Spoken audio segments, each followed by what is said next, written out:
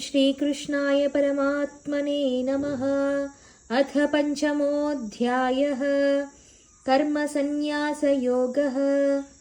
अर्जुन उवाच सन्न्यासं कर्मणां कृष्ण पुनर्योगं च शंससि यच्छ्रेय एतयोरेकं तन्मे ब्रूहि सुनिश्चितम्।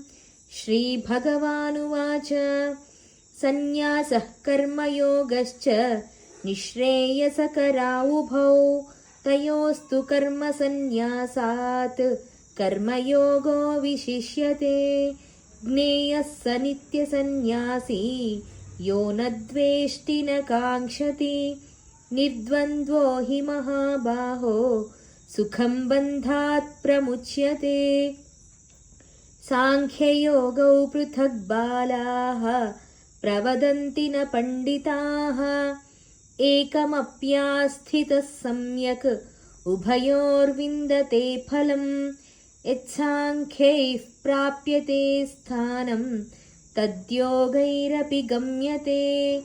एकं साङ्ख्यं च योगं च यः पश्यति स पश्यति सन्न्यासस्तु महाबाहो दुःखमाप्तुमयोगतः।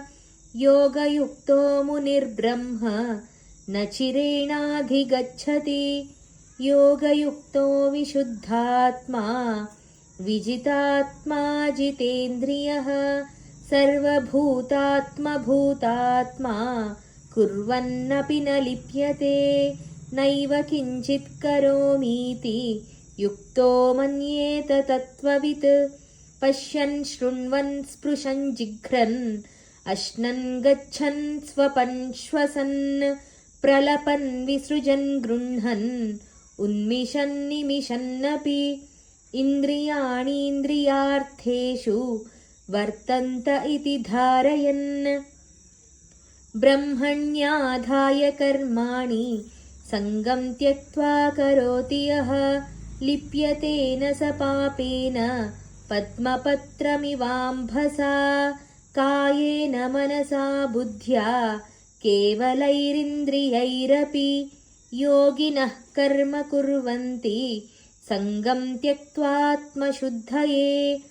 युक्तः कर्मफलं त्यक्त्वा शान्तिमाप्नोति नैष्ठिकीम्। अयुक्तः कामकारेण फले सक्तो निबध्यते। सर्वकर्माणि मनसा सन्न्यस्यास्ते सुखं वशी